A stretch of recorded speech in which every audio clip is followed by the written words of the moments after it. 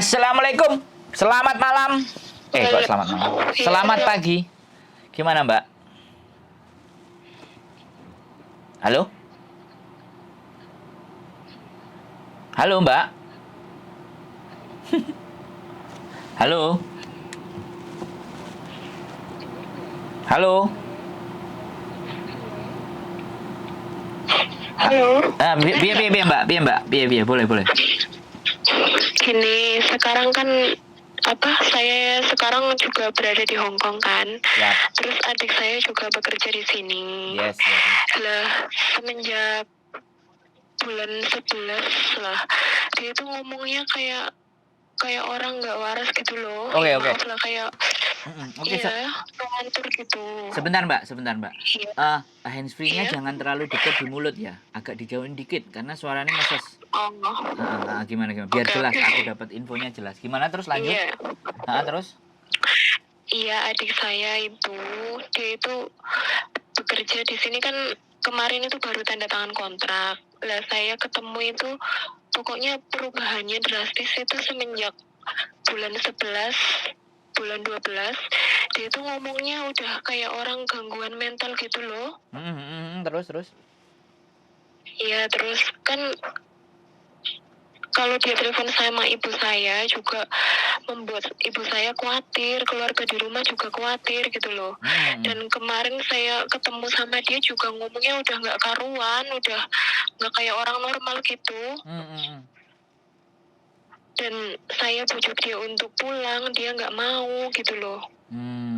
Saya takutnya dia tuh sampai melakukan hal-hal yang, ya mudah-mudahan janganlah kayak menyakiti diri sendiri apa gimana gitu. Soalnya ibu saya itu udah khawatir banget, udah ditanyakan ke orang pinter dan sebagainya gitu loh. Kenapa sih dia jadi kayak gitu-gitu? Oke. Ya, Jadi terus solusinya gimana ya? Oke. Karena yang merasakan dia dan dia tidak juga curhat atau dia tidak mencari tempat untuk dia diperiksakan, atau mungkin tidak ada laporan dari majikan kalau dia ini aneh dan semuanya, maka yang bisa kita lakukan, saya nggak bisa ngelakuin apa-apa, Mbak. Tapi gimana? Gini loh, dia itu pernah cerita, dia itu majikannya itu satu idiot, yang satu itu udah nenek-nenek gitu loh. Jadi mungkin karena itu, jadi nggak ada laporan dari majikan, atau saya juga nggak begitu tahu gitu loh. Kok ya aku juga heran gitu loh. Soalnya ya nggak ada, dia juga kayaknya masih tetap bekerja di situ gitu. Jadi aku ngerti, Mbak, sampean adalah bagian orang yang menyayangi dan memperhatikan sama dia. Tapi kembali lagi, mungkin sampean merasa ada keanehan terhadap adik sampean, ada perilaku, bahkan ada kata-kata. Nah, perilaku, keanehan, dan kata-kata itu kan tidak bisa disimpulkan semerta-merta kan, Mbak. Kita kan butuh analisa lebih dalam kan. Kita harus lebih tahu untuk lebih dalamnya kan. Nah, kira-kira kalau adik sampean itu mau dibawa ke konsultan atau psikolog atau tes, kira-kira mau nggak gitu loh? Bisa nggak sampean membawanya? Karena sekali lagi, kalau sang korban sendiri itu nggak cerita, maka di sini kelemahan kita. Karena bukan yang menderita yang ngomong gitu loh. Atau paling tidak ada laporan dari kiri kanan yang memang tinggal sama dia. Halo? Iya, halo ya, saya dengar. Jadi sekali lagi, kalau memang ternyata menurut sampean bahaya, ya kembali lagi ditanyain, Dek, kamu nggak apa-apa tadi? Kamu baik-baik saja tadi? Ya sampean kayak gitu, bentuk perhatiannya. Nggak apa-apa, Mbak, nggak apa-apa, Kak, aku aman, aku baik-baik saja. Kalau dia jawabnya kayak gitu ya nggak apa-apa. Karena memang kembali lagi ya, masalah psikologis itu ada tesnya, Mbak. Psikologis itu dikatakan tiba-tiba dia berubah karakter itu bukan berarti langsung kita bilang dia itu gila, dia itu gak waras, kan nggak bisa begitu. Semuanya harus berdasarkan analisa dulu, kan begitu. Nah, untuk lebih sampean tidak terlalu khawatirnya, ya nggak apa-apa, sempetin untuk WhatsApp. Sehari minimal Ya 1 kali sudah, atau 2 kali. sudah di WhatsApp. Terus? Dia kadang itu ngomongnya tiba-tiba itu apa? Tiba-tiba dia bilang saya sudah dipecat gitu. Lah terus saya kan bilang, lah kamu sekarang ada di mana? Terus? Ya saya udah tanda tangan apa job baru. Saya sudah tanda tangan lah kamu sekarang udah dipecat, masih di dalam rumah majikan apa udah di luar? Ya saya masih di majikan yang lama. Lah kapan kamu interviewnya? Terus dia bilangnya, apa ya kemarin? Ya pokoknya nggak jelas gitu loh. Oke, ya diajak Terus ketemuan dia loh, Mbak. tiba-tiba bilang, iya, tiba-tiba dia bilang neneknya meninggal. Tapi kalau saya tanya, udahlah kamu nggak usah ikut campur urusan saya gitu. Oh lah, itu Mbak Berarti kan sebenarnya ada sesuatu yang dia sembunyikan yang nggak boleh orang lain tahu. Nah, kalau dia sendiri menyembunyikan, itu persoalan, Mbak. Jadi, sekarang pertanyaan saya nih langsung. Apa yang ingin sampean mau terhadap adik sampean? Kalau sampean misalnya nggak bisa nemuin dan nggak bisa datang. Kan harusnya dicari, ditemuin, diajak ketemuan. Baru kita tahu. Baru ngomong face to face. Kan begitu, Mbak? Iya, memang saya sudah pernah ketemu kemarin juga baru ketemu sama dia. Terus menurut sampean gimana? Pas ketemu gimana dia? Baik-baik saja? Ya, menurut saya dia aneh. Dia ngomongnya itu udah nggak masuk akal gitu loh.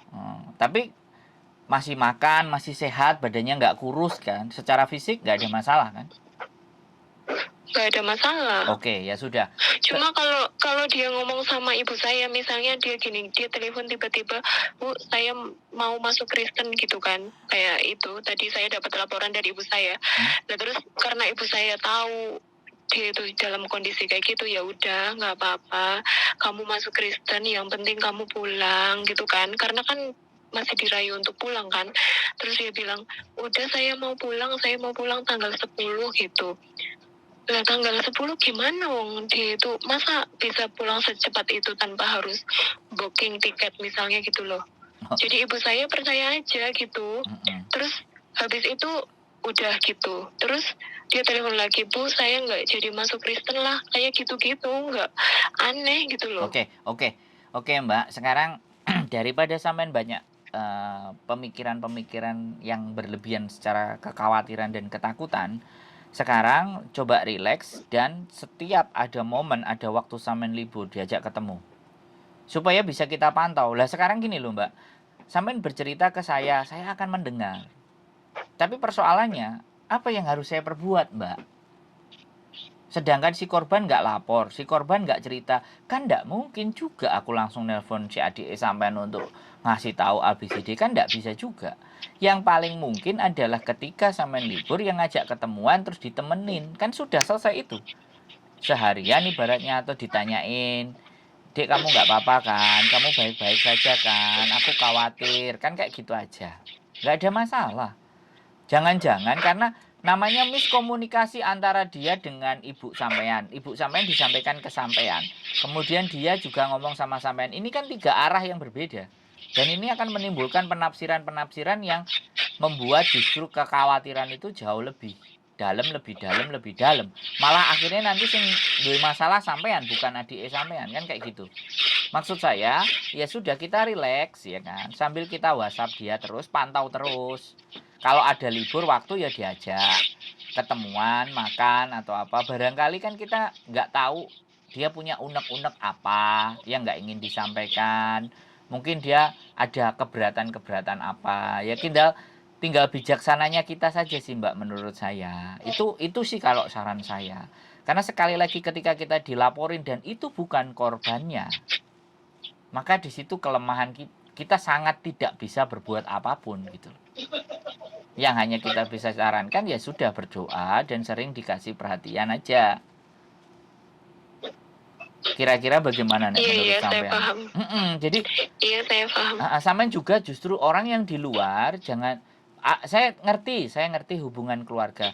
Cuman kadang-kadang kita juga harus menyadari diri kita sendiri.